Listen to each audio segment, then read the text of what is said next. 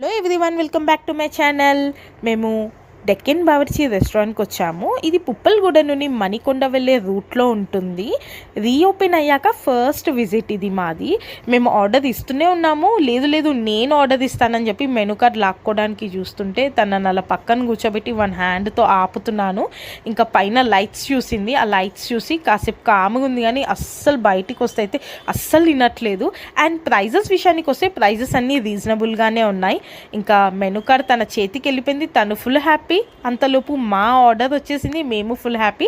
ఆర్డర్లో మేము చికెన్ 65 కొంచెం గ్రేవీ టైప్ ఇచ్చాము. అండ్ చికెన్ 65లోకి బటర్ నాన్ కంటే రుమాలి రోటీ చాలా టేస్ట్ ఉంటుంది. So chicken 65 with rumali roti.